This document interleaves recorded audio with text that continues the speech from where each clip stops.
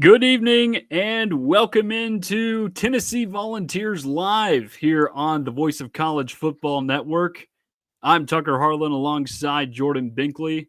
Hope you guys are having a wonderful evening. We appreciate all of you for tuning in. If you like what you see, go ahead and hit that subscribe button. It really helps us out.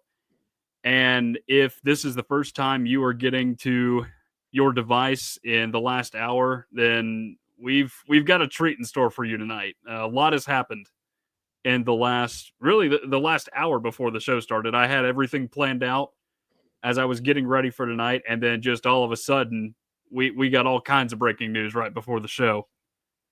And a lot of it involves the quarterback situation here at Tennessee, and we'll get into that. There was some other things that happened last week as well that were a part of the quarterback situation that we will address. But Jordan, it is a wild Monday night once again. Yeah, wild for sure. Because, like you mentioned, I was prepping my notes for today's show as well, and then all of a sudden, news after news. So, of course, the big topic is that Tennessee has got a new quarterback in the portal. Of course, everyone is aware that Tennessee lost their starting quarterback Nico Malieva to UCLA, which is official now.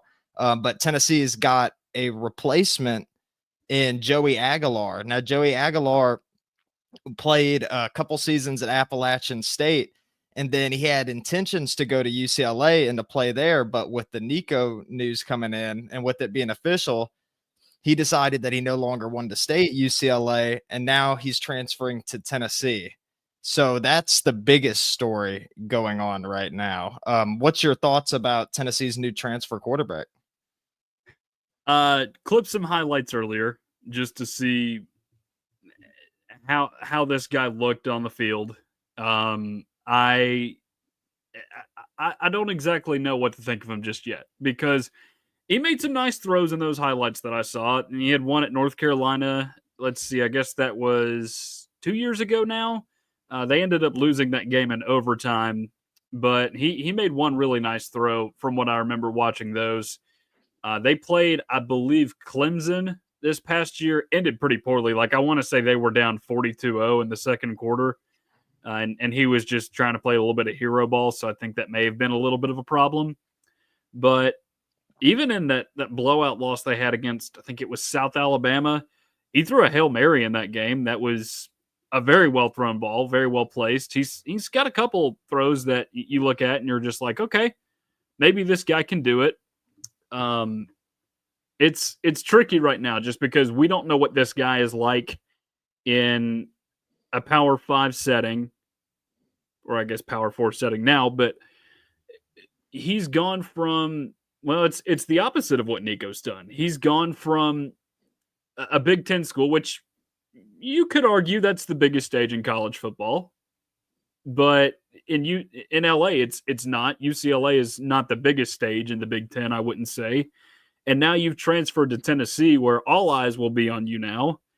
You are a part of what is a three-man quarterback battle at Tennessee, and you're going against guys that were highly rated recruits coming in. Jake Merklinger, if he's not playing lacrosse all this time in high school, who knows? Maybe he could have been a 5-star coming into Tennessee. George McIntyre, this fan base was over the moon when it got George McIntyre last year when he committed. I believe that was sometime in January, but you get the idea. Like, you're going to have to compete for the job. It's not his just yet, I don't think, but I'm fascinated to see how he does because Heupel is supposedly this quarterback whisperer. That's how we view him here, and it didn't work with Nico for whatever reason. Not sure what exactly happened there, but we'll see if it'll work with Joey Aguilar. I'm looking at the numbers. 2023, really good year. 33 touchdowns, just 10 picks. Not so good last season. 23 touchdowns, 14 interceptions. So turnovers are obviously a little bit of a concern there, just looking at some of the countable stats, I guess you could say. Gonna watch a little more tape on this guy, get a better feel for him here over the next few days, but this was not something I expected to see this week. I know his name had been thrown around there in the quarterback hunt, I guess you could say, and there were a few that were thrown out there. I know we were trying to hype up Steve Angeli because he was the first guy in the transfer portal at quarterback, but it ends up being what is essentially the first trade in the history of college athletics, and that's something I didn't think we'd be seeing so soon after NIL, but here we are. Yeah, it's funny to see that, Tennessee needs a quarterback desperately in the portal, and then the guy they end up getting is at the university where their starting quarterback ended up transferring to. It's very interesting. And you brought up his stats at Appalachian State. And, I mean, he didn't do too bad there. I mean, the interceptions are something that he would need to work on. But I mean, his first year playing at App State, he had 33 touchdowns and 10 interceptions. And he's coming into Tennessee with 1 year of eligibility left. So this is an experienced quarterback that has seen time on the playing field, something that Tennessee will desperately need this season, losing Nico.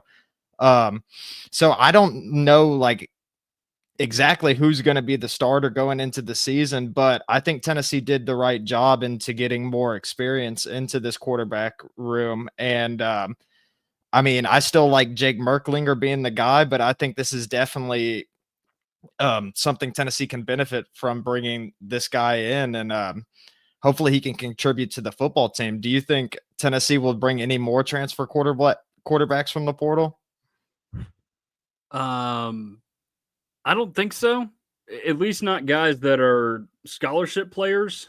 Luke Altmaier's name was linked out there for a little while. I don't know how he would have fit into the system. I know he started with Lane Kiffin at Ole Miss, at least started his career. He had to come in, what was that, the Sugar Bowl when Matt Corral got injured that year. Did not do very well, but that's a tough situation to be in. And then he went and played for Brett Bielema up at Illinois for the next couple of seasons. And that's just not at all the kind of football that Josh Heupel wants to play. Yes, it is run oriented, but it's not throw my 7 biggest offensive linemen on the line and just run it right through your face. That's not what Josh Heupel wants to do. It's much more tempo oriented, and yes, you will run the ball a lot, but not quite as much as what you'll see in a Brett Bielema offense. But overall, it's just hard because you've already got 3 guys that we know can be competent starters in the Power 4 ranks, and it's just hard to sell an insurance plan to these kids in the portal. I think that's something that is going to be a little bit of a tricky sell should Josh Heupel try to do that. I don't foresee him trying to do that unless he's got some walk on from, I don't know, an FCS or JUCO school that just wants to come in and just experience Tennessee. That's about all I got on that. I don't think they're going to bring in anybody else out of the portal. It's just hard to imagine it right now.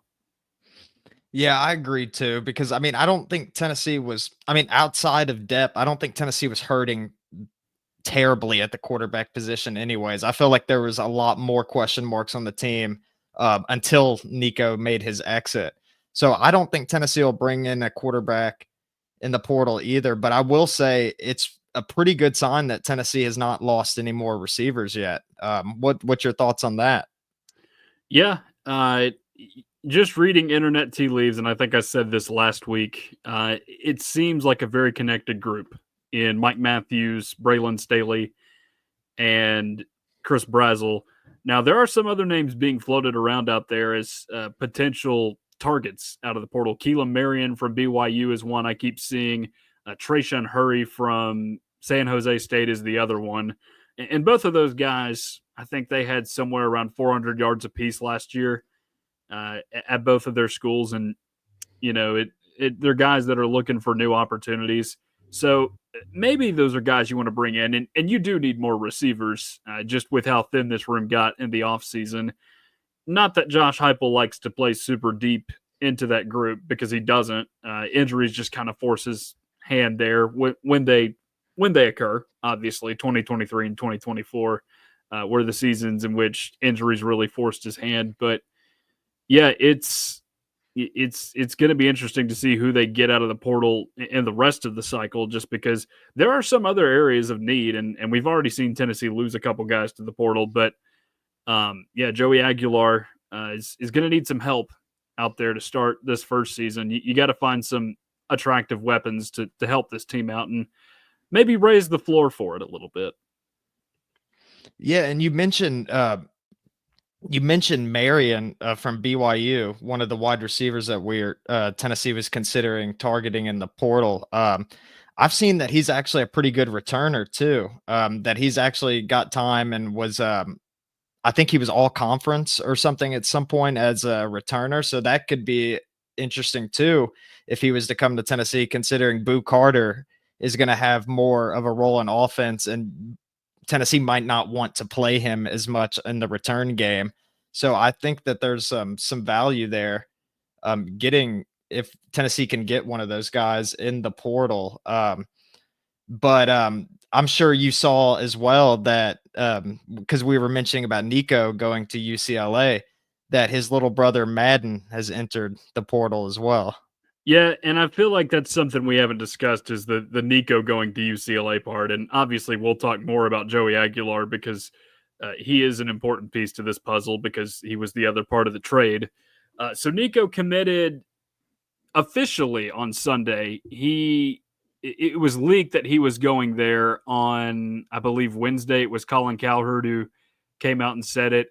And naturally, the family came out and said, oh, no, it was not about the money at all. It was the offense that Josh Heupel was running, which, if you look into both of those narratives that they're trying to spin, neither of them makes sense. The money thing, like, yes, he was asking for $4 million. He probably could have gotten two, maybe 2.5 here at Tennessee, but he instead has to settle for 1.5 at UCLA, which, if you factor in California taxes, he's pocketing like $800K, which not to say $800K is a low number by any means. That's I would love to have an income like that, but it's not at all what they wanted in the first place. And then you look at the offensive side of things, that whole argument.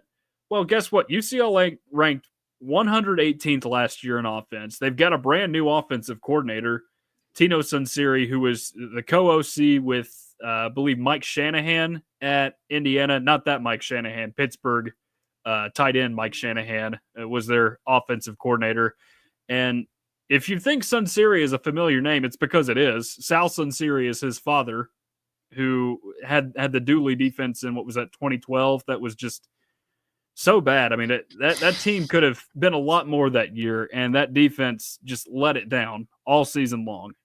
So he's not really transferring to a better situation. Like, I don't know what kind of weapons they have there at UCLA to try and help him out a little bit, because it seems like he really needs some trusted options at wide receiver, and he should have had those last year at Tennessee, but I don't know how much of it was on the receivers or Nico at this point, just with everything that's transpired over the last several months with all the guys hitting the portal right before the offseason began. And then, of course, Nico just 2 weeks ago now.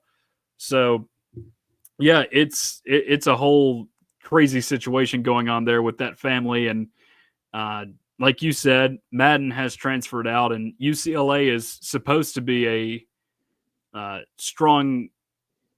They have strong odds to be the suitor, or the not the suitor, the destination for Madden, and that to me is just funny. And decommitments, I don't know how much they really mean anymore with high school kids, just with the way the portal works now and the fact that anybody can go anywhere whenever they feel like it. But and the fact that they managed to negotiate that deal with Nico too, it's just like, are you guys just not sick of this family by this point? Like, you've been, because Nico, didn't he have some interest in UCLA out of high school? I Yeah, want to say he did. I'm pretty sure he And didn't. And his brother was committed to go yeah, play at yeah, he was UCLA. committed, and then he flipped on signing day to Arkansas. It's like, at what point do you just want to rid yourself of these people? And Who knows? They might. The way things have gone over the last couple of weeks, couple of months for UCLA and the Iamaleava family, it's a whole mess. Who knows? Maybe they're out of there at some point. A lot of these kids tend to jump around from school to school with these family dynamics like this. So, yeah, the whole situation is wild with that family, and um, just all kinds of different narratives being spun up. Last thing I have on the family is that UCLA has to go to Ohio State on November 15th. So mark your calendars accordingly. Oh yeah, that's gonna be an interesting one for sure. Because I'm sure everyone's seen at this point with Nico's Instagram posts too. His posts that he had on social media where he Do we was buy that that was actually him that was on the stories? Do we buy that it was his stories? Because with the actual post that said he was committing to UCLA, what was the line again? Very difficult decision that Nico said. I kind of buy that that was him in the actual post. Now, the stories, that might have been Coach Nick. It very well could have been Coach Nick or somebody in the family that wanted him to badmouth Tennessee. I don't know, conspiring with Navy Schuler. well, first of all, what was Navy Schuler? What did he even have to do with anything with that Instagram post? I felt like he was just catching shade there. I mean, and his dad is one of the greatest quarterbacks ever played to Tennessee. To mention his name in the post too, I thought was very interesting. But I mean, I saw him on his Instagram. I mean, it could be his dad posting him, but I thought it was very interesting timing because Nico was quiet about the whole entire situation. I mean, everything I could monitor, I couldn't see any quotes from him anywhere. And then the first time we hear him, he's posting the pictures from the playoff games and saying that oh, here's me trying to throw the game, because I guess he was trying to imply that the fans are saying that, but from everything I've seen from Tennessee Twitter and social media, they weren't trying to imply that he was throwing the game. The thing was that he was talking about contracts allegedly during that time. It was never about him throwing the game because No, you could tell he was trying to win the football game. But I just thought that came out of nowhere, and it was very interesting to see, especially how quiet Nico's been. yeah, it's just bizarre to see him come out and say that they thought he was conspiring to throw the game. That's not at all what it was. Like you were saying, it we've heard more and more reports, or at least rumors, that he may or may not have thought about opting out because of that. Uh, we'll never know if it's actually true. Maybe it's true. There might be a 30 for 30 done on this someday. In fact, there probably will be because it's the first time there's ever really been a trade in college athletics to my knowledge, but it's the whole thing is just wild. It's so wild, and not something I ever thought I'd see in college athletics, but here we are discussing a trade. I also saw too, shout out Lady Vols basketball. They acquired a transfer from UCLA today, so maybe that was a part of the trade. It was an athletic department trade, something like, I don't know, a first rounder that kind of disappointed you in exchange for, I don't know, a mid round pick and like a seventh round pick, something like that. I don't know, some kind of trade just to try and get back the value that you lost. Which we'll talk more about the draft later, but that's where we are right now with this whole situation. It just feels like a big trade. Yeah, it does feel like a big trade. And it's pretty funny that Tennessee ended up with UCLA's quarterback through all of this. But you were mentioning about Nico's parents allegedly like asking for like $4 million a year and everything like that. And we talked about how he's possibly going to be making 800,000 after taxes in California. Well, I mean, like one of the things that he brought up, and you mentioned about not liking Tennessee's offense, where you said that that UCLA had the 118th total offense. Well, they also had the 131st rushing offense in college football last season too. And in addition, they were tied for 12th for most sacks allowed with 34. So I don't know if this is much of an offensive, if he's really improving on going to UCLA here. And then to add on to all of that, their leading receiver had 506 yards. That was the same total that their leading rusher had. I mean, new offensive coordinator. I mean, very interesting situation that Nico's gotten himself into. Um, So I don't know if it was about the money or not, like it was originally being reported, but he's one, not getting the money that he wanted. And two, I mean, I just don't think that this is a better offense for Nico than he would have had at Tennessee, even regardless at questions of the receiver position and everything like that. Um, I don't know. It's just all of this stuff has just happened so quick. It's just hard to even wrap my Yeah. mind around everything that's going on. Yeah, and it goes back to what I was saying earlier. You try and spin a narrative one way, it doesn't make any sense either way you try and spin it, right? Like Yeah. you have an offense that is not good, and then you're making substantially less than what it is you wanted in the first place, which none of it makes sense on either side of the coin if you're Nico. So I don't know. I guess good riddance is the best way to put this for Tennessee for now. But I guess, and we don't have to do it tonight, but this acquisition of Joey Aguilar, I think, will be the point in which people set their expectations now for the 2025 season. And I'll be honest, I don't know what to think just yet.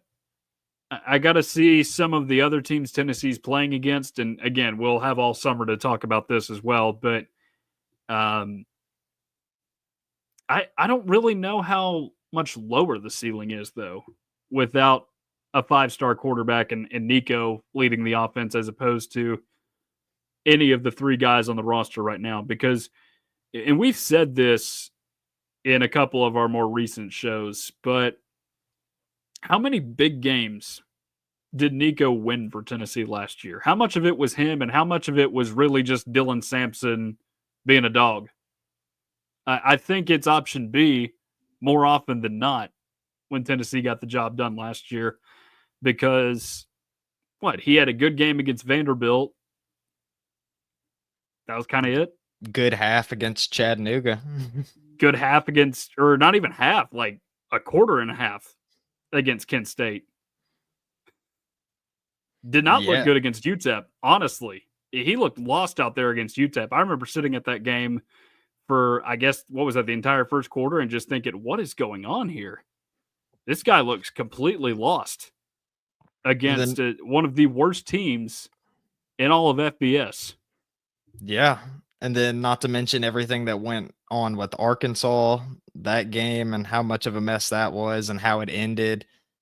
Yeah, I mean, I think it was a lot of Tennessee's success did come from Dylan Sampson this past season, and not so much from Nico, but not to say that he wasn't like a talented player. Everything I think he's still got potential. The UCLA to be a good quarterback and everything, but I mean he's found himself in a situation that's going to be difficult to get out of, and NFL scouts are definitely taking note of the whole Tennessee situation, what's went on, the alleged issues with money, all of that stuff. I mean, this is stuff that people aren't going to forget. And it's going to be interesting to see how he moves forward. And it'll be interesting to see if there really is a 30 for 30 that comes out of this. Because I wouldn't be shocked. I wouldn't be shocked. No, I wouldn't be shocked at all, or at least like an SEC story of some kind, whatever Big Ten documentaries they put out there on Big Ten Network, they might do something on it. We'll see what happens in the future. But going back to what I was just saying, like, how much better is Nico without Dylan Sampson in the system and any of the receivers from last year? Because at least right now, we think the receiver room has taken a step back. We think the offensive line has taken a step back, although that may not be the case. We'll find out when the season actually starts. We know for sure Tennessee has taken a step back in the running back department. There's no question about that. So I don't see how Tennessee improves from last season with Nico, knowing you have all these other losses going into the 2025 season, just at different positions on offense. Yeah, and like I don't think losing Nico is like the huge deal for Tennessee because of the things that you mentioned. I mean, a lot of the times last year it seems like it was Samson's offense, and a lot of the games that Tennessee won was through his legs carrying the team. So with Nico being gone, I feel like Tennessee's in the same situation that they were beforehand, except there's a whole bunch of eyes on the team now with Nico being gone. And of course, you want someone that's used to the offense that is already like been familiar with it, which Nico has. He ran the offense the entire year. So I mean, that's one downside. Tennessee won't be returning that this next season, but um I mean, I feel like all the quarterbacks on the roster are just about equally as talented. And I think that it was a good idea for Tennessee to not get a huge name in the portal, the quarterback position, because with Faison coming in next year and you already got McIntyre and Merklinger and just so much talent from the quarterback position that I think if there was another stud guy to come into the roster that it could create some conflicts and could force other people to transfer along the lines. So like at Tennessee, I feel like they're pretty much in the same position as they were before losing Nico heading into the season. But for Nico's case, I feel like he's in a worse position because they didn't really have a good rushing attack at UCLA. Their offense was not good in almost every category. And I mean, I guess it could be if there's not good running backs there at UCLA to help take some of the plays away from him and to make his job easier, then I mean, I guess he can get to show more of his passing skills with running the football less. But I think he's in a difficult situation. And like you mentioned earlier, Big Ten is arguably the best conference in college football right now. So I mean, he's going to have to face similar competition while having less talent and less eyes on him too. Being out in LA, we've talked before about all the distractions with all the other teams that like the Dodgers and everyone else that gets a lot more popularity than UCLA, especially if you're not USC. I mean, going to USC is one thing, going to UCLA is another. So I don't know. For Nico, I don't think it's a better situation for Tennessee. I think they're just about in the same boat that they were. Yeah, and just to be clear, this is not an apology for anything I said last week about UCLA because it is true, and it's not necessarily a shot at UCLA. It's more of just thinking about why would Nico go to a smaller stage unless you really believe you can't do it on the big stage for all this money. But again, none of this makes any sense because you thought you were going to get the same amount of money elsewhere and you didn't just because the market dictated his value. And sure enough, he's been placed right back down with UCLA just because they were not as impressive with him, not as impressed this season with what he was able to do. Um, yeah, he just wasn't as good as the hype indicated he would be going into year one. But I'll tell you what, Tennessee should have a really interesting fall camp now because it's not often you get a storyline like this where you have not just a two-man quarterback battle, a three-man quarterback battle, and we'll see how Aguilar fits the system because it's a tricky system to learn, especially in such a short period of time. It's mainly the pace that is the tricky part, and that's usually tougher for like the offensive linemen, tight ends, bigger guys like that, or even receivers who have to run their routes and then run straight back to the line because that can be really tough on them.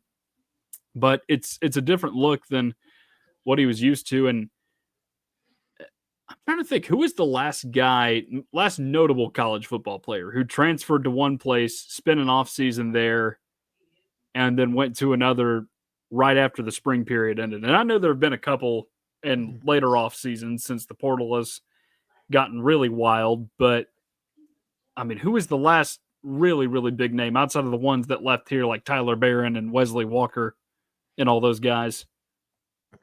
In terms of quarterbacks, I can't really think of one.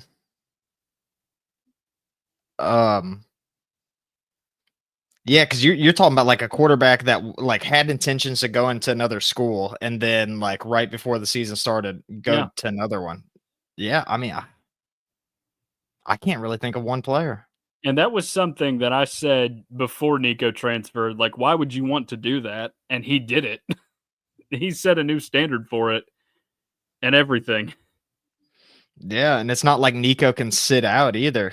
I mean, with that red shirt already being gone, I mean, he's just gonna have to deal with whatever situation he's given at UCLA now. And I mean, of course, like he could transfer along the line. I mean, it wouldn't be out of the realm of possibility for him to transfer back into the SEC.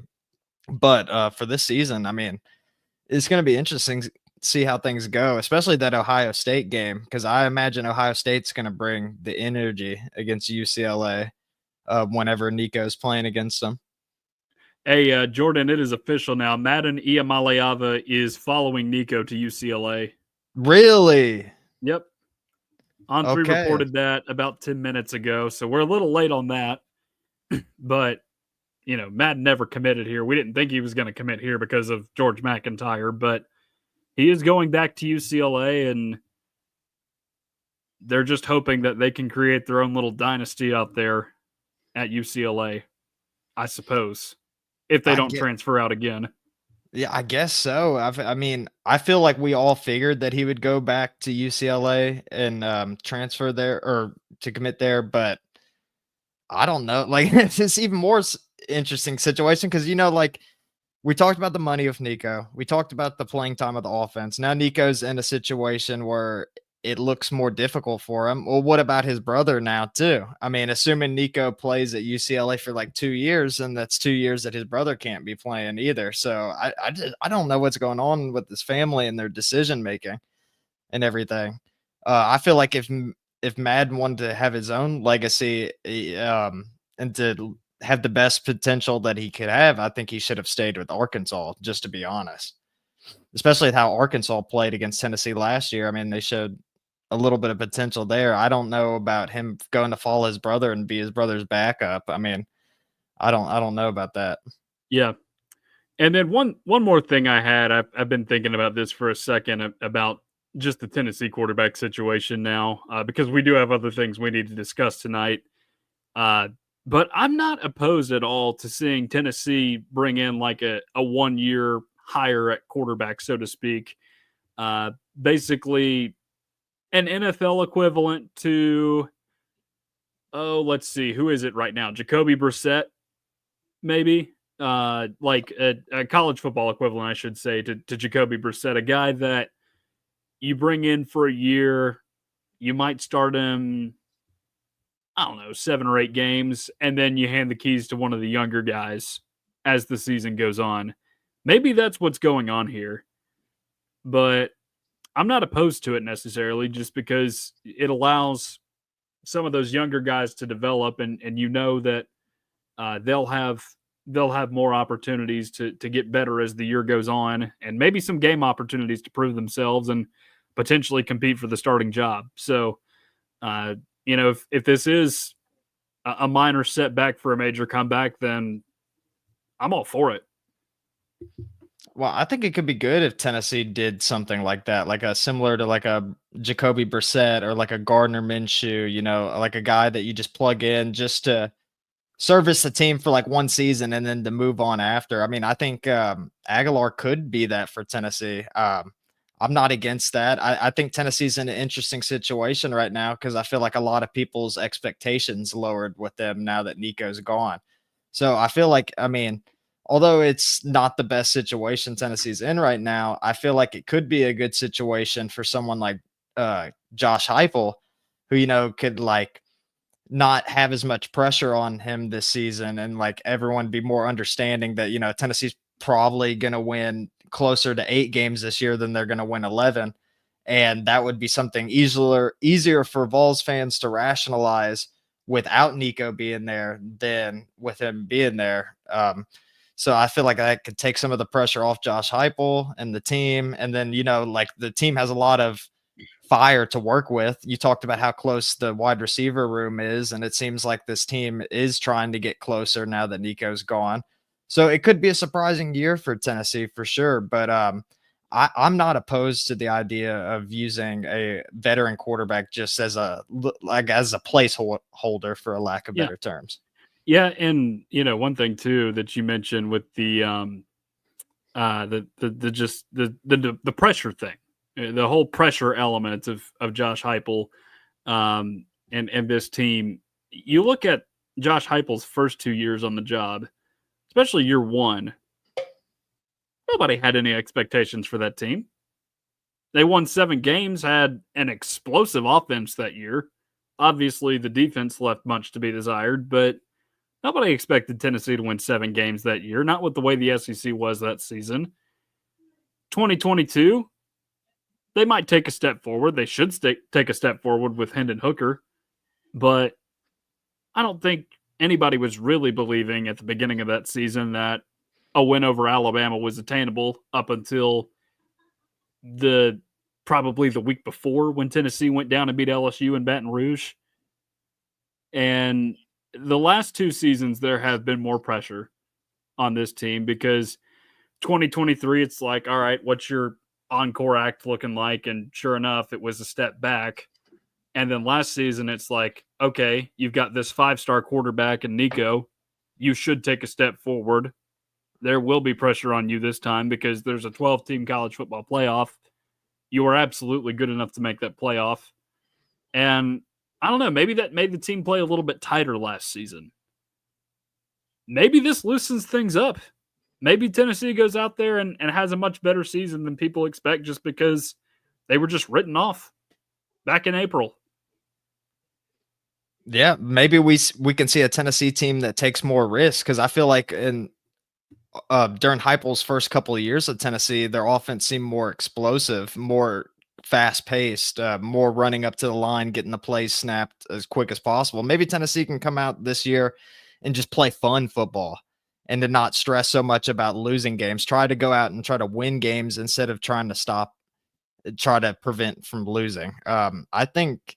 I don't know. I think this will be an exciting year for Tennessee and everything. And some of these years end up being the most exciting as fans watching, like where you don't have super high expectations, because it's more difficult to enjoy games, or at least from my perspective as a fan, it's more difficult to enjoy games when you have the national championship or bust in the back of your head. It's hard to be grateful over like little wins over a Florida team or something like that. Something in like 5, 10 years ago, Tennessee would be ecstatic about. Just beating Florida alone would be enough for Tennessee fans to be happy. Trying to see like some of the little things in college football and to just be appreciative of it. It'll be nice this year, because I feel like the past couple of seasons as a Tennessee fan, been very high expectations, and it'll be interesting to see how the season goes without all of those expectations. Because right now, I don't think anyone would be shocked if Tennessee made it to the playoffs. I don't think people would be shocked if they missed the playoffs. So I feel like they're in a little bit of a college football purgatory right now. Yeah, it's an interesting spot to be in. Not one we were expecting to see this team in just a couple of weeks ago, really. And fortunately for Tennessee, it's not lost much in the spring window out of the portal. 4 guys have entered so far, none of which is Ricky Gibson, which I find interesting. That was the big one that was discussed back in, I think, February or March, that he was going to enter. He's not entered yet, which is a win for the Tennessee secondary because without Jermon McCoy for the time being, that's troublesome if he does in fact leave. But right now, what you've got in the portal leaving Tennessee, John Slaughter and Christian Charles at defensive back. And then on the offensive line, you've got Aiden Bussell and Larry Johnson. Only one of those 4 guys kind of concerns me. Well, the one really does concern me, but the other 3, Slaughter and Bussell, were both reserves. It is what it is. Christian Charles, I never looked at him as a guy that was just out there making big time plays on the defensive end for Tennessee that year, just because, or really the 3 years he was there, because he got in due to injuries in, what was that, 2022, and he just couldn't stay on the field because he got injured so often. the last 3 seasons. So I don't know. He played a lot, but he couldn't stay on the field enough for me to really gauge how good of a player he actually was. Now, Larry Johnson, that's the one that I take a little bit of concern with, just because you've got a tackle side now where you're starting a freshman in David Sanders. Now, don't get me wrong. I'm really excited to see what David Sanders does this season because he's the highest rated recruit in Tennessee football history, or at least one of them, right up there with Peyton Manning and another failed 5-star and Bryce Brown. But he's Larry Johnson. When he came in last season, I guess it was against Oklahoma when John Campbell went down for a couple plays. When that other guy for Oklahoma just absolutely destroyed his leg because of that awful field.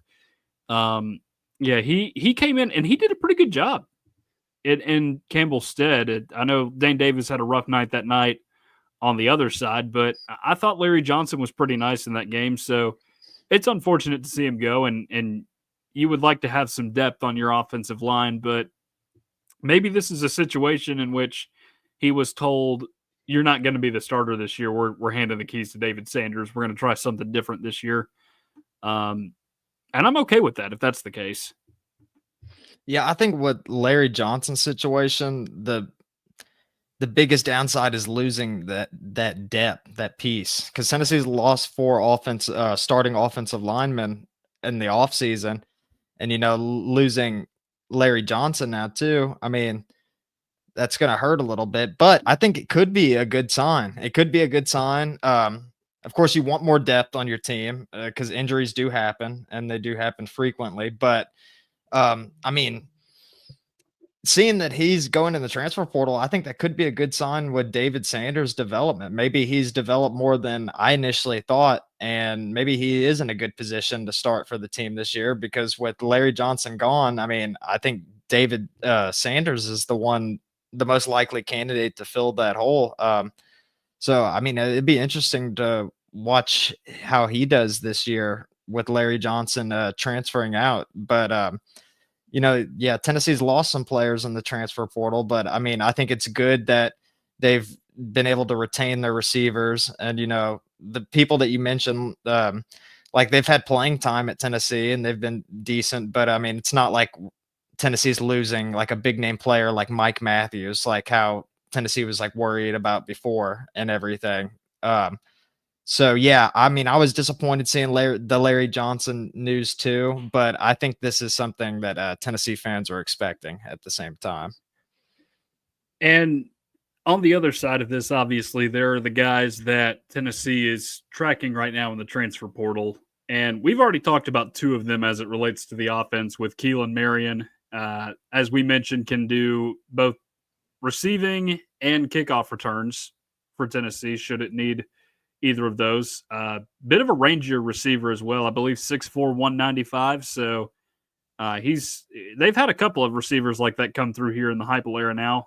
Really starting with Cedric Tillman back in 2021, even though that was obviously a Jeremy Pruitt recruit. Trayshawn Hurry was the other one that I mentioned from San Jose State. He went for 482 yards and 2 touchdowns last year for the Spartans. A little bit smaller at 6'2", 194, but still another rangy receiver you can add into the mix. And then on the defensive side, I saw this earlier today. They're looking at defensive lineman Marcus Burris Jr. from Indiana, who had not heard of until today. Defensive end, just by the looks of his stature here, 6'5", 286. And Tennessee is going to need some help on the defensive line this year. Not to say you're going to need to go out and get a bunch of guys from the portal, because I think Rodney Gardner has enough young talent in there to where they should be just fine.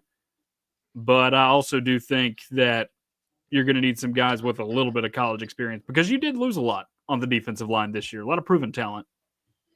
Yeah, with the defensive line, I believe in Rodney Gardner so much that it's just never been a concern for me. It would be interesting if we got some players into the portal because I think Tennessee needs a lot of depth at multiple positions this year. But as far as like picking up a defensive lineman and stuff, I think it could be a good thing for Tennessee in the portal. I don't think it's a necessary thing. I do think the addition of wide receivers would be really nice because Tennessee lost a whole bunch of those, and then adding a punt returner into the equation too could help this Tennessee team out. But yeah, I mean, I had a lot of people that I had listed down in the portal to keep an eye on at some point, but most of those are quarterbacks. And with Aguilar's commitment to Tennessee, I think they're It pretty just good doesn't mean a there. whole lot right now.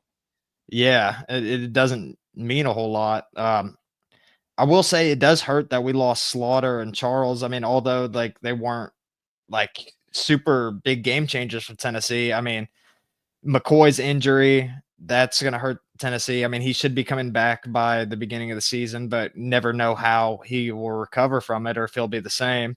And then like Ricky Gibson, I mean, he's still on the team, but his availability has been up in the air as of late.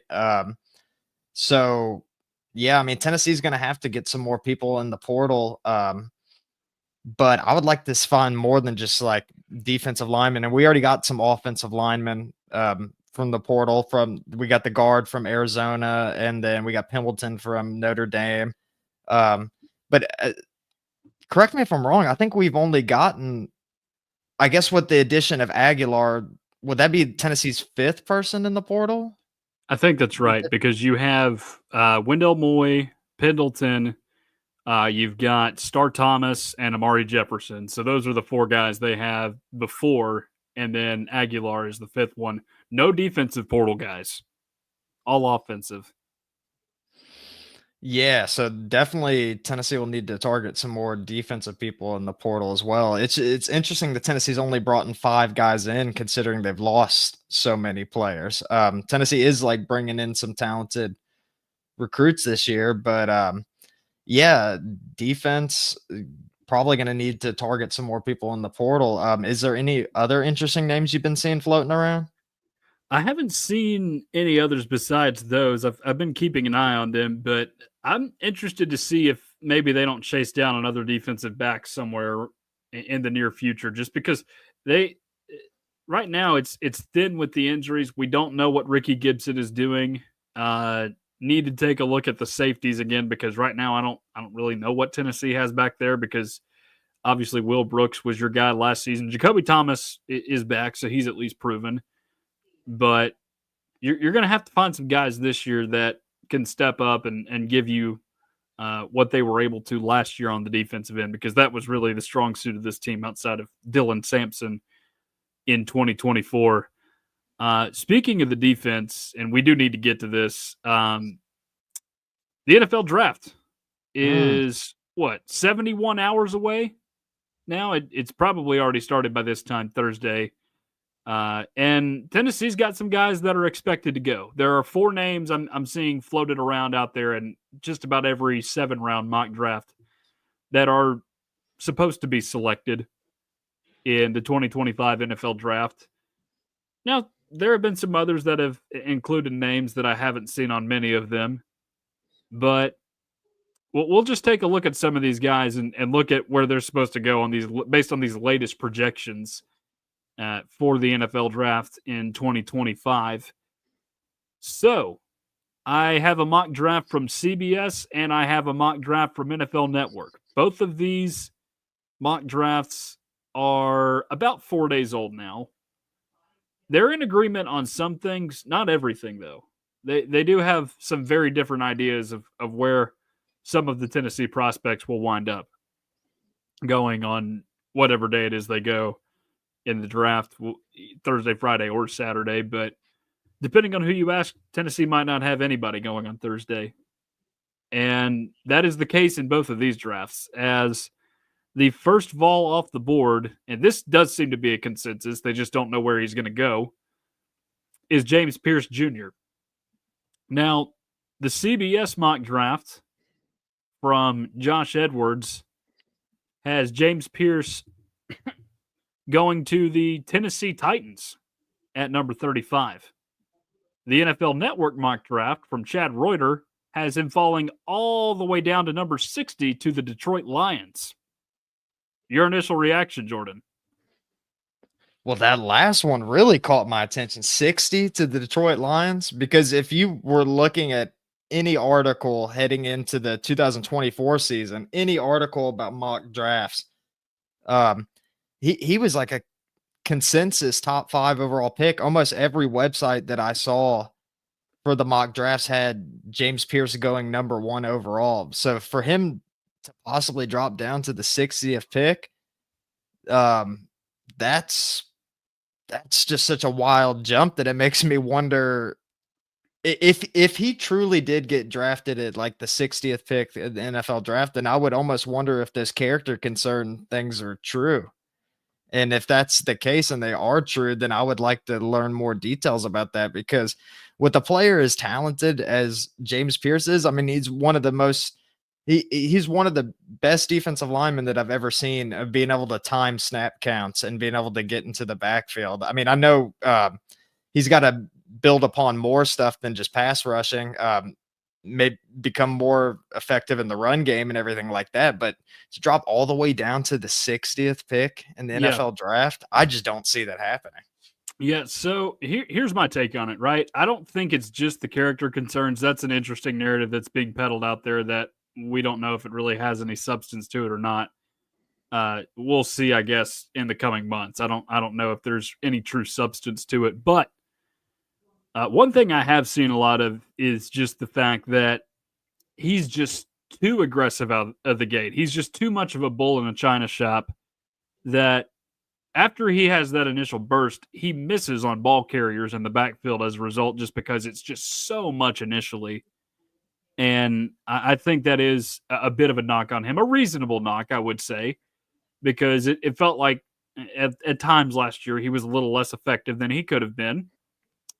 But looking at just comparing the mock drafts, I would say Tennessee is probably a better fit than Detroit.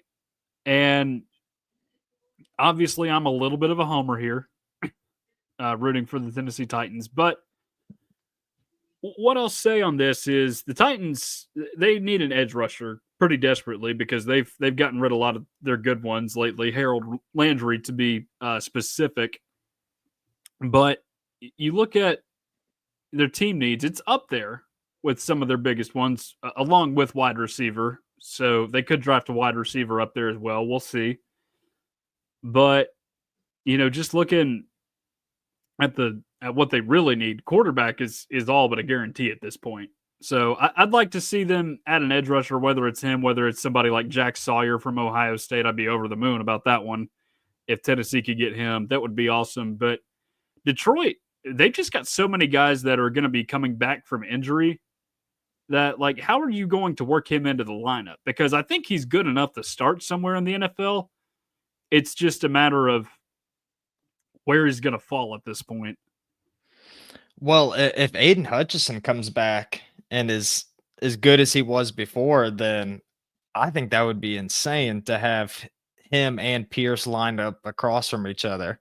But Detroit, I wouldn't think that that's something that they really need to fight for in this draft, considering they have. They got Marcus Davenport too, another proven guy in the NFL. Yeah, I mean, I don't think it hurts having more edge rushers for any team, because I think blitzing, putting pressure on the quarterback is one of the most effective things that you can do in football. But yeah, I don't know. I don't see him going to 60th. I don't see the Detroit Lions trying to pick him up. I think he could be a good fit with the Titans, because like you mentioned, they do need some edge rushers and everything. But I just don't see him falling so far in the draft. And I get the concerns people have with him, because I played defensive line through high school and when I played football too. And I get it. I get it. It's hard to like not want to go take the quarterback's head off and to get too fixated on making the big play like the sack and stuff. But I think that's something that NFL scouts or NFL teams can work around. I think that his athletic upside is so insane that you have to like take the risk on him, I feel like, and you can turn him into a better tackler, get him to break down at the line quicker because I mean, he's not just a speed guy either. I mean, he's been able to time up these blitzes a lot of the time, but he's also shown power. I can't remember what team it was against. Maybe it was UTEP or something like that, but he came around the edge at one play. And not only did he beat the offensive tackle out of their stance, he also put both his hands on him and manhandled him all the way back into the quarterback. And you're talking Yeah. about a defensive lineman that only weighs 240 pounds, and he's able to manhandle these 310 plus pound tackles and to treat him any way that he wants to. I mean, if he can get better at making tackles at the line of scrimmage and doing all of that and not worry so much about just taking the quarterback's head off, then I think he can be a phenomenal defensive lineman in the NFL. And I think I'd be surprised if he even goes in the second round. Like, I feel like he's got to be a first round pick, but Yeah. that's just But me. here's the bizarre thing is that the more and more I look at these mock drafts, the more they suggest he's going to fall to the second round. Like the highest I've seen him in the last couple of weeks, I think, has been at 29 to the Commanders.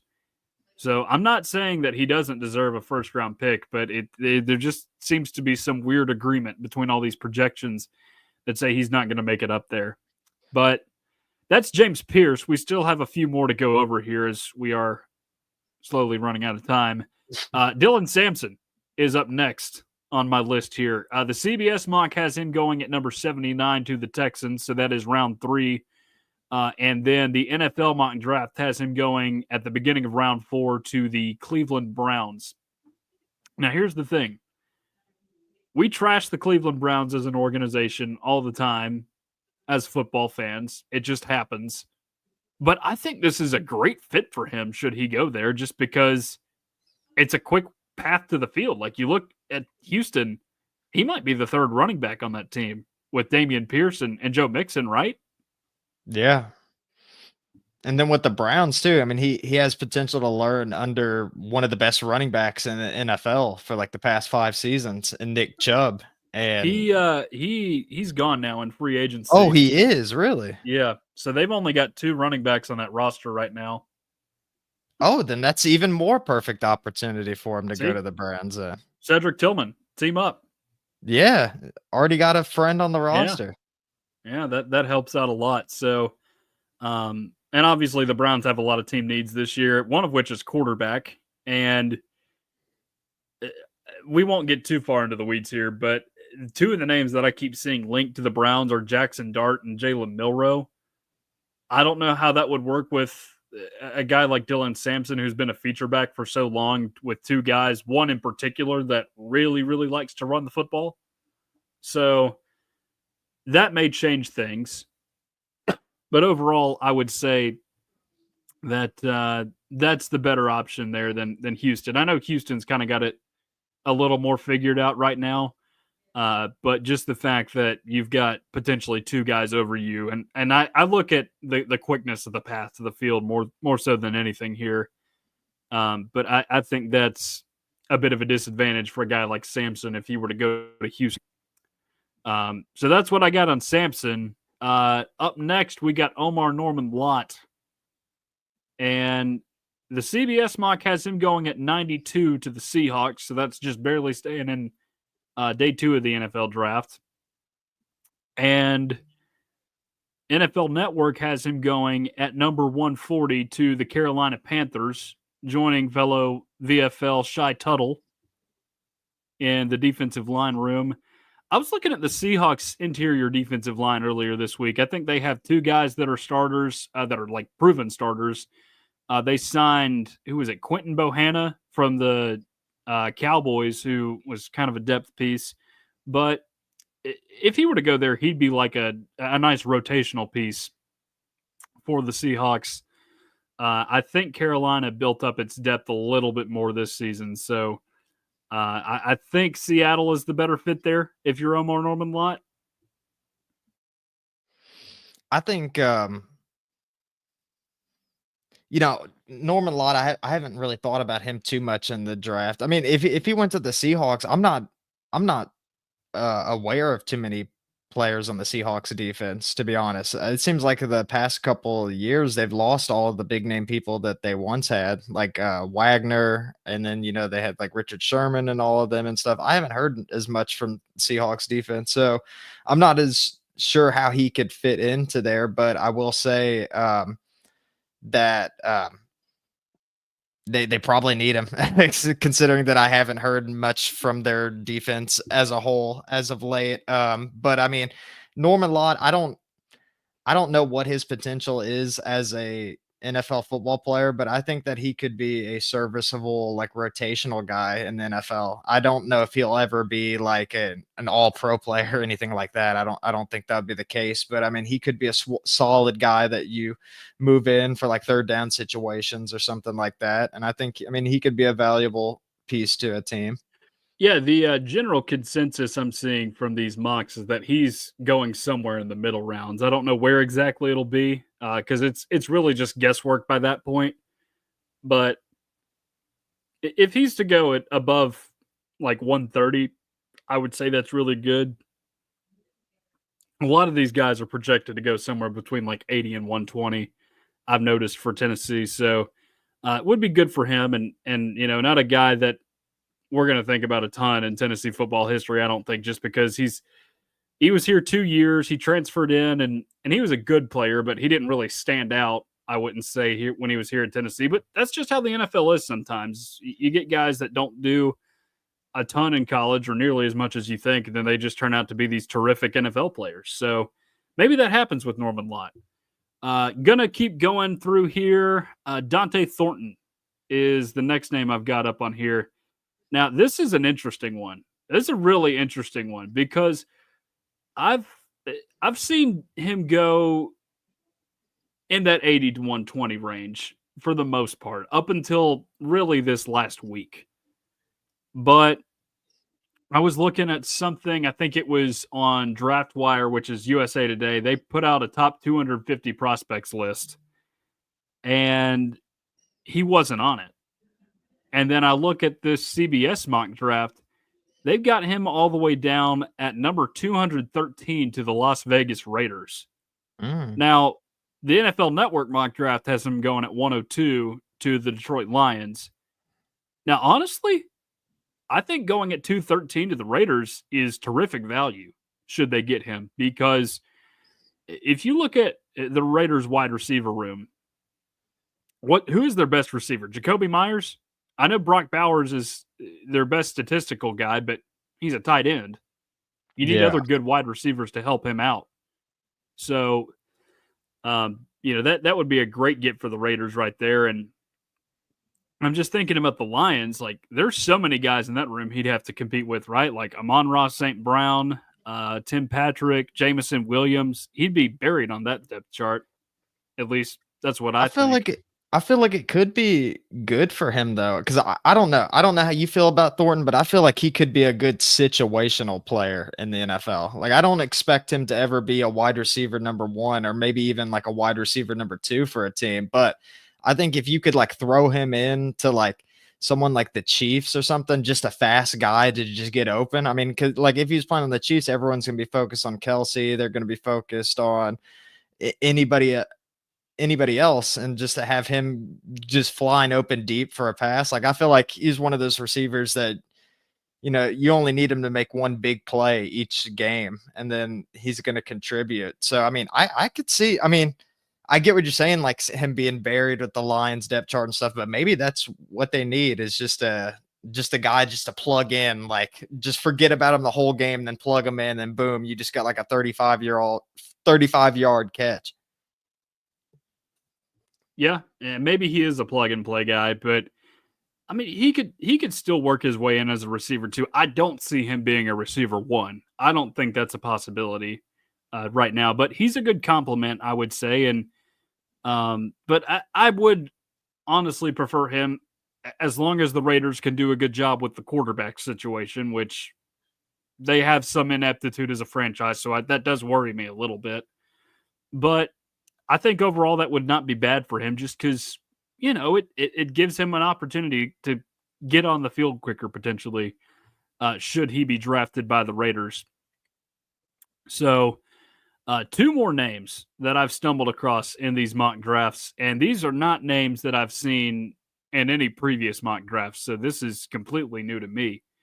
And this first guy, he was only in the NFL Network mock draft, and that is none other than Horace Brew McCoy, going at number 230 overall to the Carolina Panthers. And looking at that receiver room, you've got like this mixture of both old and young guys. Younger guys like Xavier Legette or Leggett, however he pronounces his name, that are not as proven in the NFL yet. But then you got guys like Adam Thielen who were good elsewhere for a time and just haven't really been that good in their current spot. And I understand why Brew is not in a lot of these mocks, right? You know, you had a little bit of an injury issue this year. You absolutely had one in 2023. So, unfortunately, things like that do weigh against guys when they get drafted, if they get drafted. But I would be happy to see him get drafted because, again, not everybody expects him to get drafted. And we'll just have to see if he does. 230 is, again, at a point where it's very much guesswork at that point in the draft, but it's also a point where you can find some hidden gems as well. Guys that you didn't necessarily think would be as good turn up in that part of the draft and they end up being steals for you. Yeah, I mean, I think Brew McCoy could be one of those players that comes in the draft and, provides more to your team than you would even think. I mean, I know they both shared the same number at Tennessee, but I mean, kind of reminds me a little bit of a Jawan Jennings, a little bit like, Yeah, not good blocking receivers. yeah, good blocking receiver, not known for like crazy speed or anything like that. Fell to later parts of the draft, and but I mean, look how Jawan Jennings has been doing in the NFL. I mean, he was almost Super Bowl MVP if the 49ers would have won that one. Not saying that Brew McCoy is going to be as good as Jawan Jennings or anything like that, but I think that he's one of those people that maybe don't get as much attention because he's an older guy. He's been in college for a while. He had a little bit of off the field issues before coming to Tennessee. But I mean, I think Brew McCoy showed he seemingly was a really good leader for Tennessee. And I think that he could be a good locker room piece for an NFL franchise. And I don't think that he'll have I wouldn't be surprised if he went undrafted, but if he did get drafted in the later rounds, I think he could be a serviceable piece for an NFL team. But I don't think there's any crazy expectations for Brew McCoy. All right, last guy that I have on here that is expected to get drafted according to one of these mocks, and it's only in the CBS mock draft. And CBS has him as your 2025 Mr. Irrelevant. That would be a first in Tennessee program history to have Mr. Irrelevant. It is none other than Elijah Simmons. Yes, Elijah Simmons, a name that you haven't heard every year for the past like 7 years. Yes. So, what are three things that come to mind when you think about Elijah Simmons, Jordan? Well, I mean, based on our conversations earlier, I guess quite the singer is one of them Yes. now. Oh man, Yeah. you guys need to look him up if you haven't seen his clips of his singing. He sung the national anthem at a Tennessee baseball game. I guess that was maybe 2 years ago now. And then there's another clip of him in high school, and it's just like he's the songbird of our generation. Like if we could find a way to get this guy onto American Idol after he's done playing football, then we need to. We really need to. The other two things, J.J. Watt wanted to draft him back in 2019 when he saw him standing on the NFL draft stage when it was in Nashville with all those other Nashville area high school football players. And then, of course, you had that video of him when he was in high school throwing down a dunk and then chucking in a half court shot on the other end.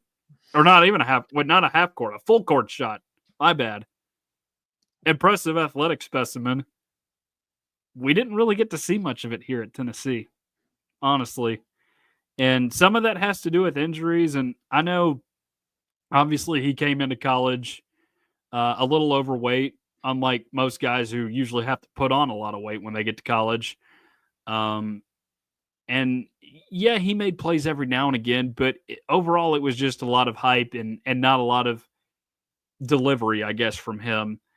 and he would be going to the Chiefs if he's drafted at 257 overall. I'd love to see him get drafted. Would love to see any of these guys get drafted, but I just don't really know what kind of expectation there is for him. Well, I mean, you never know. I mean, I know there was a lot of players on the old Butch Jones teams that I didn't think of much while they're at Tennessee, and then they went to the NFL, and it's like, oh wow, like look at our third string like defensive tackle out here, like starting in the NFL. Like it seemed like we had a lot of that when Butch Jones is there.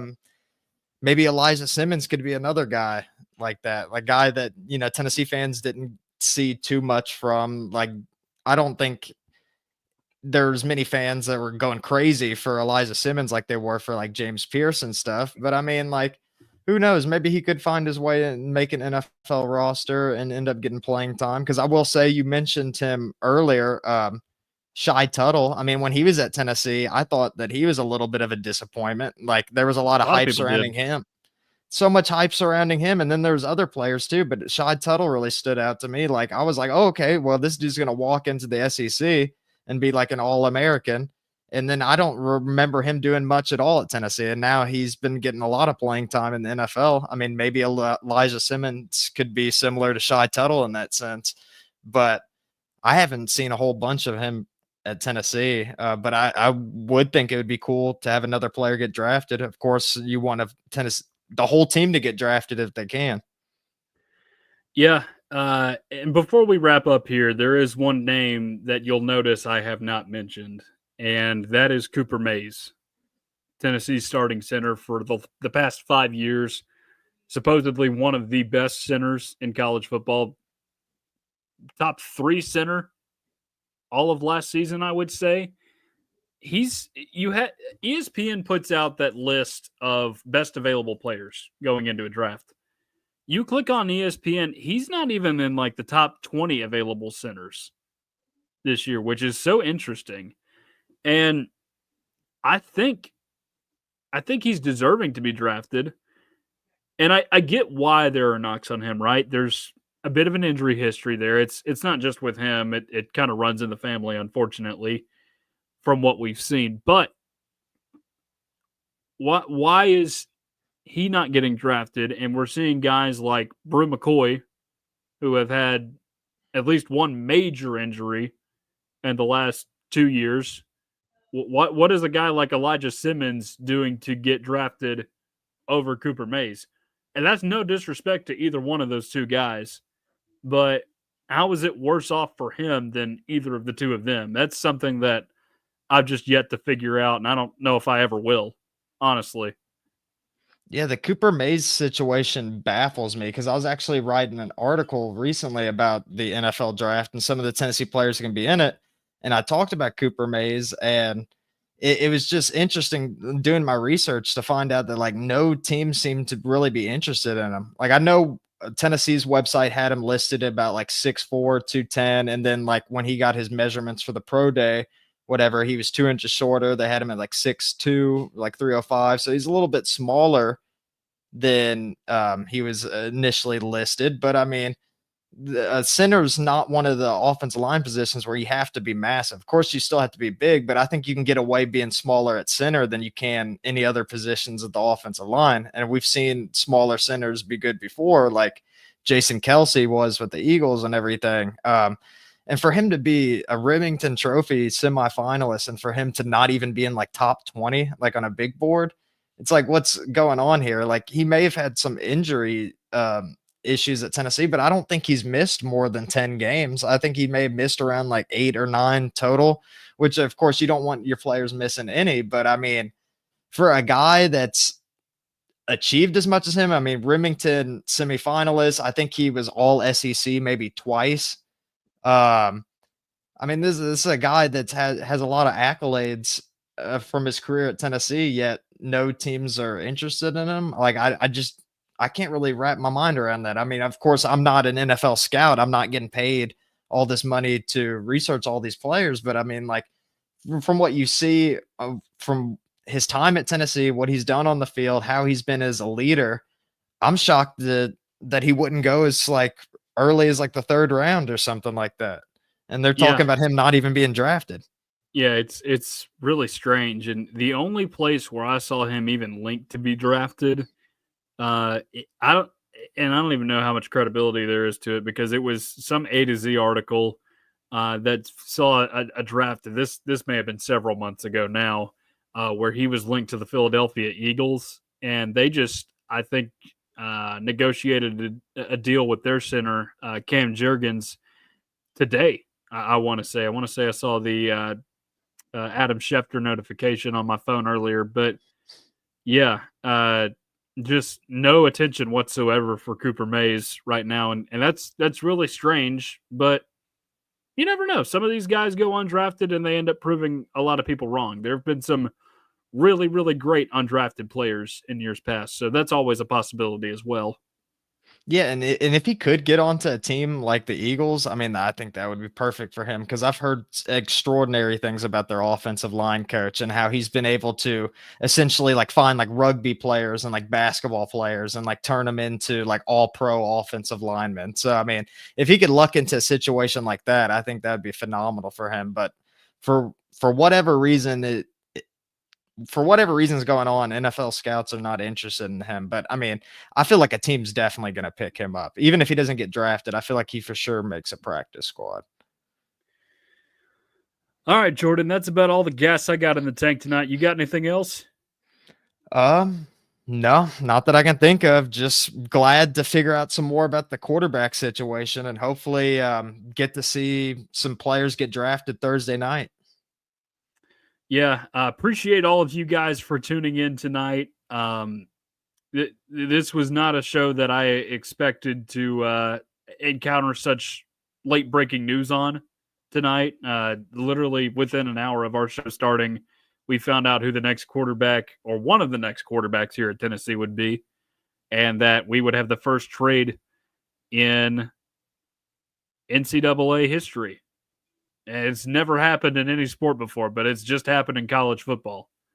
So we may talk about that more next week. We'll definitely touch on everybody that gets drafted, some of the guys who were left out of the draft as well next week. But that's going to do it for us tonight. For Jordan Binkley, I'm Tucker Harlan. We will see you guys again next Monday.